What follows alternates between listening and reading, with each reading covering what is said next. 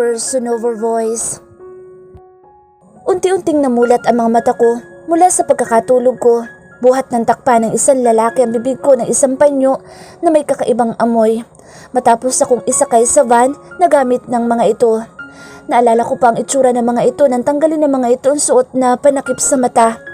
Mga nanlilisik ang mga mata nitong namumula ang mga gilid. Maitim ang kulay ng balat at ang mga itsura ng mga ito ay talagang nakakatakot. Uy, ang ganda nga pala ng babaeng ito. Ano? Kaya pala baliw na baliw si boss dyan? Tinanaw ko ang lalaking nagsalita, tinitigan ko siya ng masama. Oo nga, at ang kinis pa ng balat oh. At pasimpleng hinipo ng isa pang lalaki ang braso ko gamit ang isa nitong daliri.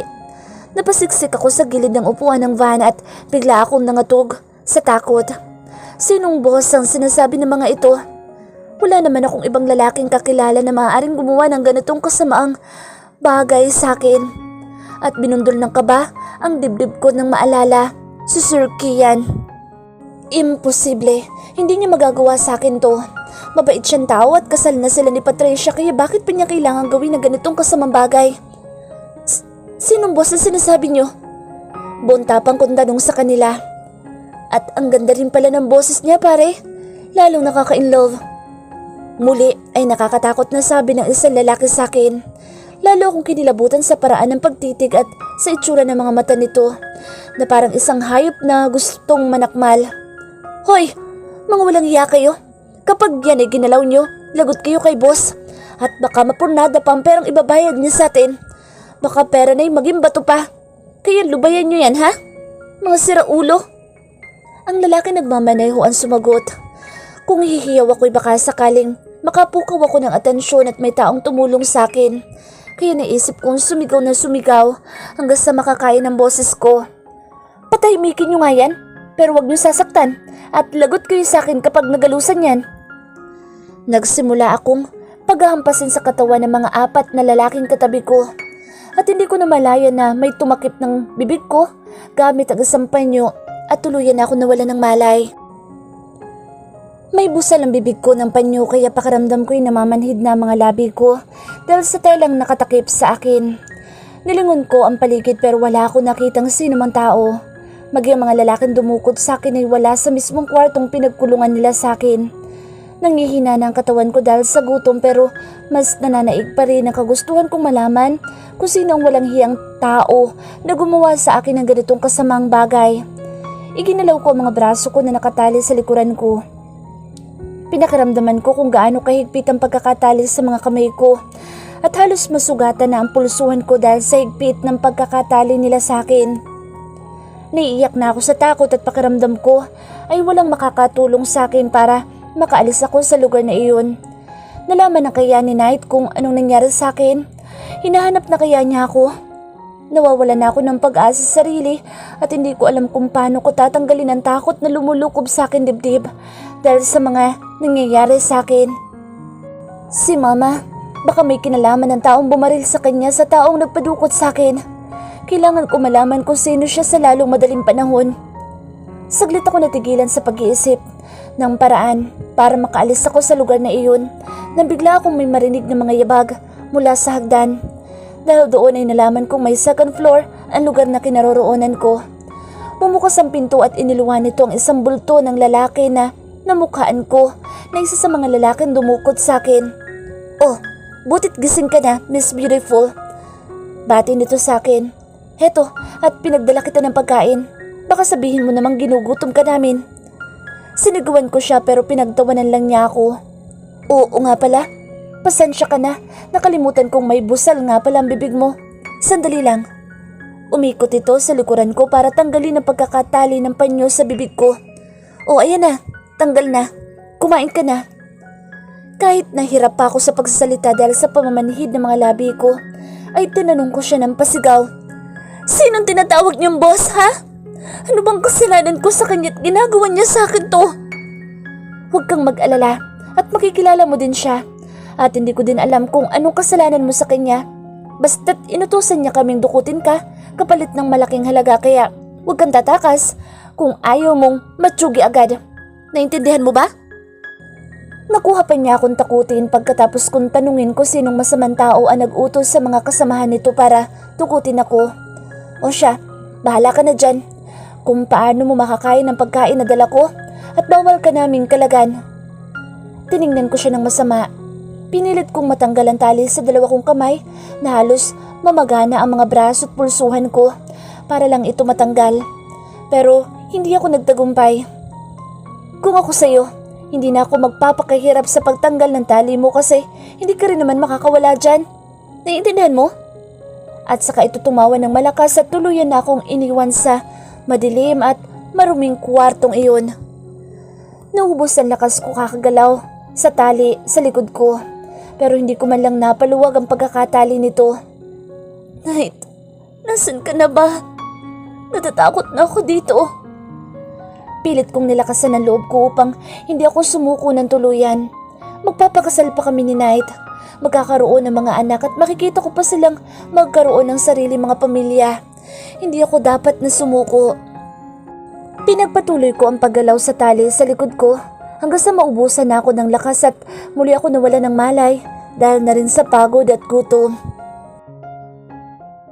Hunter's Personal Voice. Kuya, we heard what happened to Ate Hailey. Nandito kami para tumulong. Agad kaming nagpunta ni Xavier para kumustahin ang lagay ni Kuya Knight. Sinabi nila Mommy ang nangyari kay Ate Hailey at gusto namin siyang tulungan. Nabungaran namin na magulo ang mga buhok nito habang nakasabunot doon ang dalawa nitong kamay. Gusot na rin ang suot nitong long sleeve at halatang pagod ito base sa itsura. I don't know how and where to find her. Pagod ang tono na boss nito nang sabihin iyon. Relax kuya, ginagawa ng mga private investigator ang lahat, pati ng mga pulis. Kagagaling lang dito at sila papa ang kumausap. Napasandal ang likod ni Kuya Knight sa likod ng swivel chair nito. Tinawagan mo na ba si Mark kuya? Kung may balita na siya kay Ate Hailey? Ilang beses na umiling si kuya at saka kami tiningnan. Mag-hire pa kayo ng mga tao maghahanap kay Hailey. I need to find her. Halatang galit at pagod na ito na naiintindihan naman namin. Kuya, will you please calm down? Si Xavier ay nagpapatigil kay kuya. Tiningnan ito ng masama ni Kuya Knight at nagsalita. Calm down? Paano ko gagawin ang sinasabi niyo kung hanggang ngayon hindi pa rin makita sa Hailey? Na hindi nga natin alam kung ano nang ginagawa sa kanya ng mga lalaking dumukot sa kanya? Hindi makatutulong kung pati kayong dalawa, Kuya Knight, Xavier ay mag-aaway. Let the police and investigators do their job. Alam kong makikita natin si Ate Hailey. Sabi ko sa kanilang dalawa. I don't know if it will help but for me, walang magagawa ang init ng ulo para masolusyonan namin ang problema kay Ate Hailey. Natahimik silang dalawa, saglit, at bigla ay nag-ring ang phone ni Kuya Knight na nasa ibabaw ng mesa. Mabilis nitong dinampot ang cellphone nito at sinagot. The loudspeaker ni Kuya Knight ang tawag. Anong pakiramdam mo ngayon, Knight Montefalco? Masarap ba sa pakiramdam? Narinig namin sabi sa kabilang linya.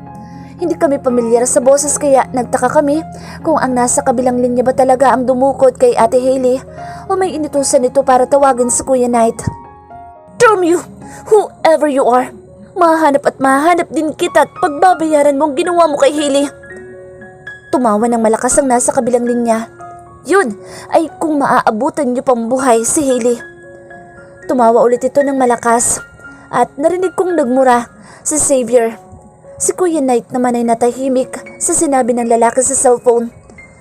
Don't you dare touch her at dadalhin ko kayong lahat sa impyerno.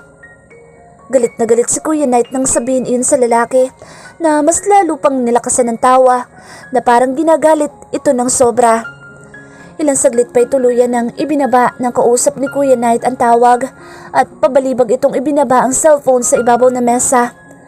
We need to do something to find Hailey. Hindi ko kayang may mangyaring masama sa kanya.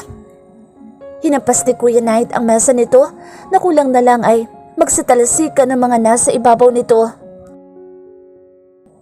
Hailey's Personal Voice. Nagising ako mula sa isang haplos ng daliri sa aking pisngi. Naalala ko kung anong kalagayan ko ng mga oras na iyon, kaya napabalikwas ako ng galaw mula sa pagkakaupo ko. At laking gulat ko nang makita ko ang isang lalaking hindi ko inaasahang makita. Sir Knight, paanong nangyari na nasa harapan ko siya ngayon? At nakita ko ang pagtaas ng isang gilid ng kanyang labi. Lumakat ito at saglit na tinalikuran ako. Kumusta ka na, Hailey? Hinarap niya ako at muli ay doon naging malinaw ang lahat sa akin. Siya pala nagpadukot sa akin at aminin ko man o hindi, nasaktan ako sa katotohanan ng iyon na makakaya niya palang gumawa ng ganoong bagay. Ang buong akala ko pa naman ay mabait siyang tao at tunay siyang kaibigan. Hindi mo man lang ba ako tatanungin kung bakit nasa harapan mo ako ngayon? Nakakaloko niyang tanong sa akin. Inismiran ko siya. Kailangan pa ba? Ang buong akala ko. Anong akala mo? Natatanggapin ko na lang ang ginawa mo sa akin? Sinigawan niya ako sabay suntok sa pader. Wala akong ginawang masama sa'yo, Sir Kian. Wala. Tumawa siya ng malakas at saka ako muling tiningnan. Wala? Gusto mo bang ipaalala ko sa'yo ang lahat, ha, Hailey? Natahimik ako at pilit kong itinago ang takot na nararamdaman ko sa harap niya. Ilang taon, Hailey? Ilang taon akong nasa tabi mo. Naghintay. Umasa na makakaya mo akong mahalin pero ano? Mas pinili mo pang ang Knight Montefalco na iyan. Dahil ano? Dahil mas mayaman siya? Mas makapangyarihan? Ganun ba? Sinadya niyang itapat sa tenga ko ang malakas niyang boses para iparating sa akin kung gaano siya kagalit. Sa simula pa lang, sinabi ko sa iyo na wala kang maaasahan sa akin.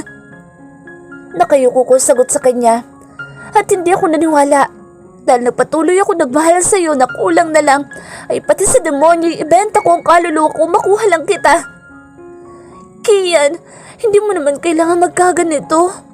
Kalimutan na lang natin ang lahat. Patawarin mo ako kung nasaktan kita. Paghingi ko sa kanya ng tawad. Kung sabihin ko sa iyong ako nagpabaril sa mama mo, mapapatawad mo pa rin ako? Tumawa na naman siya na parang isang taong nawawala na sa sarili. Nagulat ako at biglang umusbong ang galit sa puso ko dahil sa sinabi niya. Ikaw? Ikaw ang may gawa nun kay mama? Napakasama mo! Hiyaw ko sa kanya. Ikaw ang dahilan kung bakit ako nagkaganito, Hailey. Kaya mas dapat kang makonsensya ngayon kesa sa akin. Walang kinalaman si mama sa galit mo sa akin. Bakit kailangan mong gawin sa kanya yon? Umiiyak kong tanong sa kanya. Simple lang. Gusto kong makaganti sa'yo. Gusto kong malungkot ka, umiyak ka, at maging miserable ka. Katulad ng nangyayari sa akin ngayon. Napakasama mo! Nagustuhan mo rin ba ang pinadala kong patay na pusa sa mansyon ng mga Montefalco sa mismong araw ng kasal namin ni Patricia? Pati pala iyon ay ito ang may gawa. Ang buong akala ko ay si Charmaine na nagpadala ng patay na pusa na nakalagay sa kahon. Noon pala ay itong may gawa. Tumawa na naman ito ng malakas. Nagustuhan mo ba? Walang hiya ka, Kian. Shh! Huwag kang mag-alala at hindi lang yun ang kaya kong gawin. Hintayin mo lang mga susunod pa. Tinangka niya akong halikan sa pisngi pero iniwas ko mukha ko kaya hinawakan niya ako sa leeg. Alam kong magugustuhan mo rin ang gagawin natin. Believe me. At maras niyang itinulak ang mukha ko. Nalagay nito ang mga kamay sa bulsa ng kanyang pantalon at saka ako tinalikuran. Tinawanan pa niya ako bago tuluyang iniwan. Patricia's person-over voice. Napatakip ako ng bibig nang marinig ko ang sinabi ni Kian sa kausap sa cellphone. Laliman niyo ang hukay, okay? Kailangan walang makahalata na may ibabaon tayong tao dyan. Tao? Ibabaon? Sino kaya sinasabi nitong tao? Bantayan niyong mabuti sa hili dyan. Baka makatakas. Malalagot kayo sa aking lahat. May nang sabi nito sa kausap. Kinalabutan ako sa mga narinig ko. Hindi ko akalaing makakayang pumatay ng tao ni Kian. At sa hili pa? Hindi ba't mahal nito ang babaeng iyon? Magbantay kayong mabuti dyan. Magmamanman lang ako sa mansyon ng mga Montefalco. Alam kong pinatay na niya ang tawag sa cellphone kaya nagmamadali akong bumalik sa higaan at nagpanggap na tulog. Napuno ng takot ang puso ko sa mga nalaman ko tungkol sa taong minahal at pinakasalan ko. Bakit parang hindi na ito ang Kian na minahal ko dati? Bakit siya nagkaganon?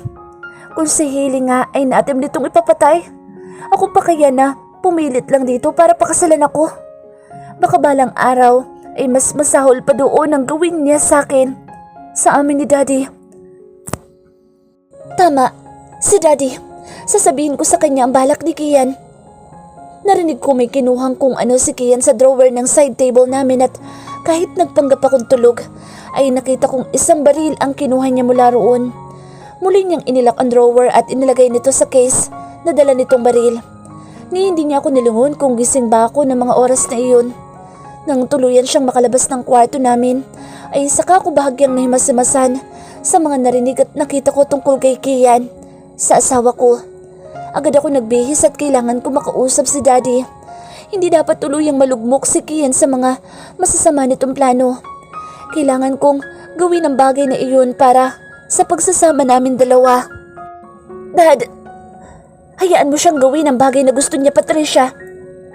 Sinabi ko sa kanya ang lahat ng balak ni Kian kay Hailey, pero ayaw nitong pakialaman ang mga masasamang balak ng asawa ko. Daddy, natatakot na ako sa kanya. Hindi na siya ang Kian na minahal ko. Mamamatay tao na siya. At baka nga hindi lang yun ang kaya niyang gawin. Anong gusto mong gawin ngayon? Gusto kong pigilan ang mga plano niya para hindi siya tuluyang mapasama. Tapos ano? Ikaw naman ang mapapahamak? Hindi, Dad. Kakausapin ko lang si Knight at sasabihin ko sa kanya mga plano ni Kian kay Hailey. Huwag ka nang makialam sa gulo nila, anak. Dad! Asawa ko si Kian at kailangan ko siyang protektahan pero hindi ang pagtatago ng mga kasama niya. Paano kung sa pagsusumbong mo kay Kian ay mapahamak ang asawa mo? Hindi ako nakasagot sa kanya. Handa ba akong tanggapin kung ano man ang mangyari kay Kian dahil sa mga ginawa nito? Kahit na hindi ko sabihin, Dad, alam kong malalaman ni Knight ang ginawa ni Kian kay Hailey. At alam kong pag nakita nito si Kian ay baka mapatay niya rin ito sa huli. Mahal na mahal ni Knight si Hailey. Kaya hayaan mong lusutan ng asawa mong tarantado ang problemang sinuot niya. Mahirap kalaban ng mga Montefalco. Kaya hindi ko gustong isugal ang sarili ko, lalo na ikaw, para lang tulungan ang inutil mong asawa. Napakagulol ako. Ito ba ang naging kapalit ng sobra-sobra kong pagmamahal kay Kian? Nakalimutan na nitong maging tao dahil sa paggawa nito ng masama kay Hailey. Dad, kaya huwag ka na makialam sa problema ng asawa mo. Naiintindihan mo ba, Patricia? Paalala ni Daddy sa akin. Tumango ako sa kanya at nabuo na ang isang plano sa isip ko na dapat kong gawin. Night personal voice. I still have no idea kung paano ko mahahanap si Hailey. Walang clue, kahit na marami akong inutusan para mahanap siya. Pati ang mga magulang ko'y tumutulong na rin sa paghahanap pero wala pa ring lead kung nasaan si Hailey. Ilang oras na lumipas. I want to hit someone's face just to lessen the anger I felt right now. Lalo na ang taong may kagagawa ng pagkawala ni Hailey. Hindi ako lulubay hanggat hindi ko na igaganti si Hailey sa taong nanakit dito. He or she will definitely face hell. Malaman ko lang kung sino siya. May biglang tumawag sa cellphone ko kaya napalingon ako doon. Si Kian. I accepted his call. Hello? Sir Knight, makikabalita lang po sana ako tungkol kay Hailey. Ilang araw na po kasi siyang nawawala, hindi po ba? Yeah, wala pa kaming lead sa ngayon kung saan siya dinala ng walang hiyang dumukot sa kanya. Hindi agad sumagot si Kian, which bothered me for a moment. May problema ba, Kian? Wala po, sir. Sige po, tumutulong din po ako mahanap siya. Salamat. At pinindot ko na ang end button. I was so tired and my body wanted to really sleep, but I can't. Hindi ko kayang matulog na alam ko na sa panganib si Hailey. 3 sunod na katok ang narinig ko mula sa pinto kaya saglit kong nakalimutan ang pag-aalala ko kay Hailey. Come in. Sir? Manang Fe, may kailangan po kayo? Nasa labas po si Miss Patricia Nuevo. Gusto daw po kayong makausap. Nagulat ako at hindi ko inaasahan na pupuntahan ako ni Patricia sa bahay para kausapin. Pakisabi susunod na po ako. I closed all my gadgets, before I left the room. Kahit wala sa kondisyon ng sarili ko para tumanggap ng bisita ay minabuti kong pakiharapan si Patricia. There must be something important para sadyain pa niya ako at kausapin. Nadatnan ko siya sa sala, kausap ang mga magulang ko.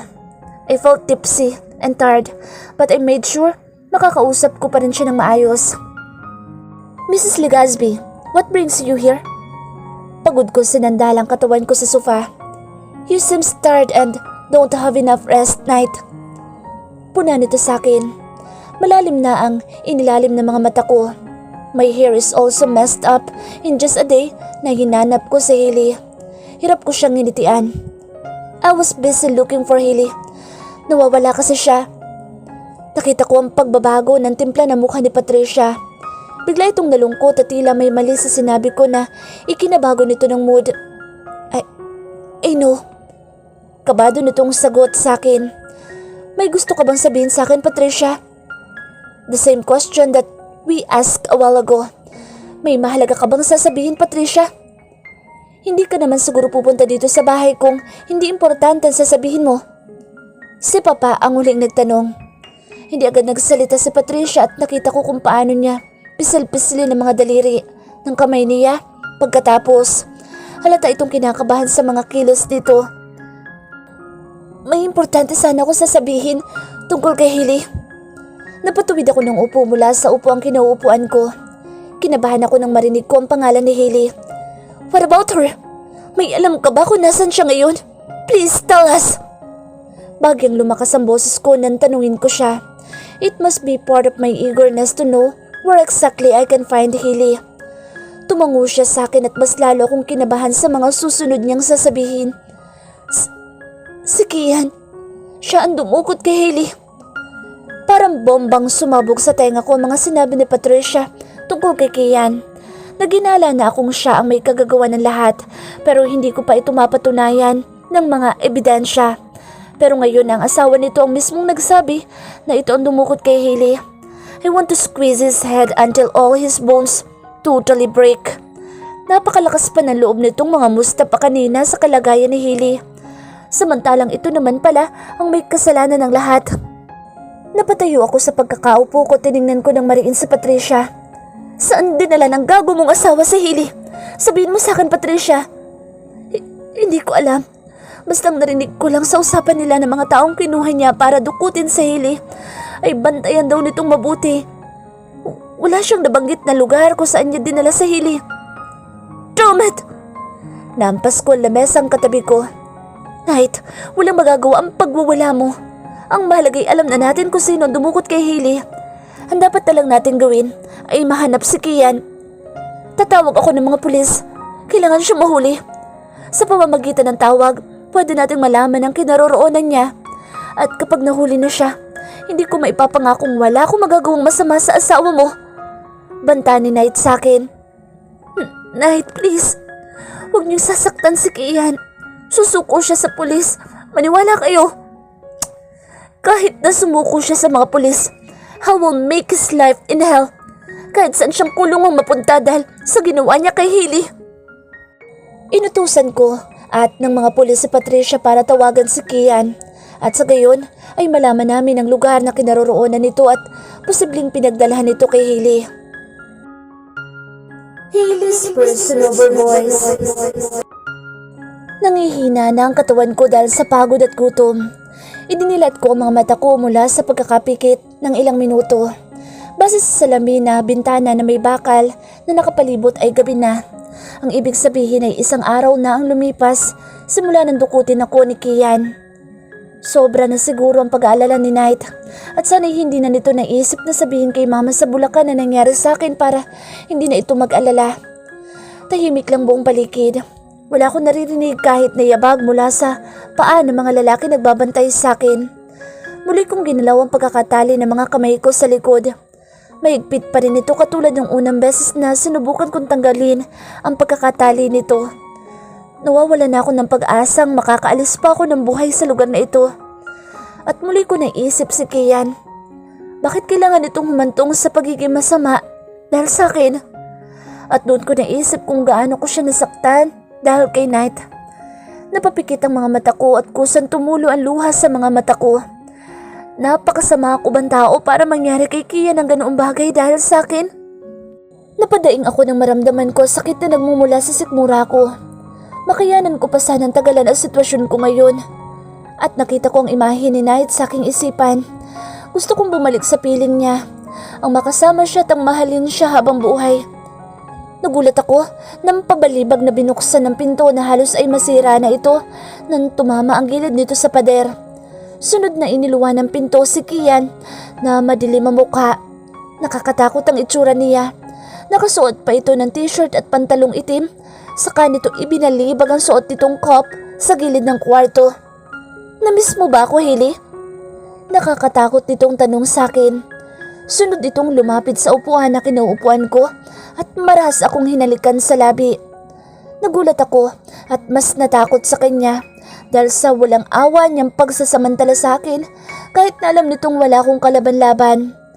Pilit kong iniwas sa mukha ko pero hawak niya ang mga ulo kaya wala akong magawa. Demonyo ka! Sigaw ko sa kanya nang bitawan niya mula sa pagkakahalik ang labi ko. Hindi ako nagkamali. Ang sarap ng mga labi mo, Hailey. Mga labi mo na kinabaliwan ko sa matagal na panahon. Pero ano, mas pinili mo pa ang walang hiyang si Knight Montefalco na iyon. Ang may-ari ng mga labi mo. Duro sa akin ni Kian. Pakiramdam ko'y gusto ko ng panawa ng lakas dahil sa ginawa niya sa akin at sa mga ibinibintang niyang bagay na ginawa ko sa kanya. Kung bakit ito humantong sa pagiging masama sa kasalukuyan. Kian, patawarin mo ako. Hindi ko gustong magkaganyan ka dahil sa akin. Tumawa ito ng payak at saka ulit ito yumuko sa harapan ko. Talaga ba, Hailey? Nagsisisi ka? Kung talagang nakokonsensya ka, iparanas mo sa akin kung anong ginagawa mo para mapasaya si Knight sa kama. Baka sakaling mapatawad kita. Para na siyang baliw sa mga sinasabi niya. Natakot ako doon at walang ano-ano ay kinlas niyang tali sa mga kamay ko. Kian, anong gagawin mo? Kahit puno ng takot ang puso ko ay hindi ako papayag na may gawin siyang masama sa akin. Wala itong karapatan na pagsamantalahan ako. Ano pa? E di gagawin natin ang mga ginagawa niyo sa kama ng Knight na iyon? Ang lagay ba ay siya lang ang makakatikim sa'yo? Samantalang hindi naman siya naggantay ng mahabang panahon at nagmukhang tanga kakasunod sa'yo. At sa huli wala man lang ako mapapala sa'yo kahit na ano? Maras niya akong itinulak dahilan kung bakit napasubsob ako sa sahig. Ininda ko ang sakit ng tuhod ko at siko ko na tumama sa sahig na kahoy dahil sa pagkakatulak niya sa akin. Nang iangat ko ang aking mukha mula sa pagkakasubsob ko sa sahig ay nakita kong tinatanggal na ni Kian ang sentro nito habang nakangisi ito na parang demonyo. Maawa ka, Kian. Maawa? Bakit sa akin ba naawa ka? Sa lahat ng mga ginawa mo sa akin? Otomatiko akong umatras habang papalapit siya sa akin. Wala akong makuhang isipin ng mga oras na iyon kung hindi ang tumakbo papalayo sa kanya. Takot na takot ako na baka hindi ko siya mapigilan sa masama niyang balak sa akin. Nasambit ko ang pangalan ni Knight. Knight! Kahit umiyak ka o humiyaw ka dyan ay walang makakarinig sa'yo. Naiintindihan mo ba? Sinabunutan niya ako sa buhok dahilan kung bakit napadaing ako sa sakit. Kian, parang awa mo na. Itigil mo na to.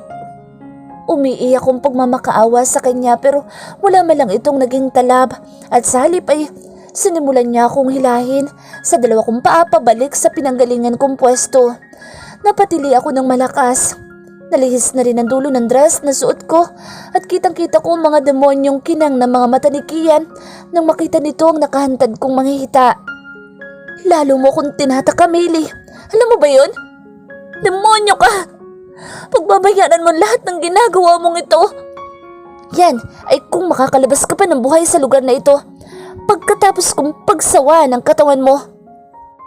Natahimik ako sa sinabi niya. Totoo bang balak niya rin akong patayin? Mas gugustuhin ko pang mamatay ka, Hailey, kaysa makita ka sa piling ng Knight Montefalco na iyan. Napakawalang hiya talaga niya. Kung alam ko lang na magkakaganyan siya, ay hindi ko na sana siya kinaibigan pa o kahit ang kausapin man lang.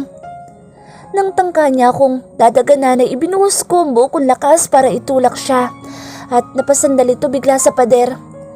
Lalong nagdilim ang mga mata nito dahil sa ginawa ko. At may lakas ka pa pala para pumiglas ha? Galit nitong turan sa akin. Mula sa likuran nito ay kinuha nito ang baril na nakasuksok sa likuran nito at itinutok sa akin. Saan kaya kita pwedeng barilin para hindi ka na makapalagpa? Para itong isang baliw na itinutok ang baril sa ulo ko, pababa sa paa ko. Napapikit na lang ako sa kawalan ng magagawa at takot. Nagpatuloy akong umiyak. Alam ko na. Napadilat ako ng mata nang sabihin niya ang bagay na iyon at walang ano-ano ay pumutok ang baril na hawak nito at umagos ang dugo sa aking binti. Nahigit ko ang aking paghinga. Ramdam ko ang sakit mula sa tama ng baril na bumaon sa aking binti. Napahiyaw ako. Sunod kong narinig ang malakas na pagtawa ni Kian. Ano? Makakaalis ka pa kaya ngayon? Ha? Malakas na hiyaw nito sa akin. Hindi na ako nagsalita at impit na daing na lang ang ginawa ko dahil sa sugat sa binti ko na ngayon ay hawak-hawak ko. Ibinabana ni Kian ang baril na ginamit nito sa pagbaril sa akin sa isang tabi at sa kanya ako muling hinila palapit sa pwesto nito. Napahiyaw ako sa sakit dahil sa ginawa niya. Halos panawa na ako ng ulirat dahil sa sakit na nararamdaman ko sa katawan ko ng mga oras na iyon. At wala na akong lakas para pigilan pa si Kian sa masama nitong balak.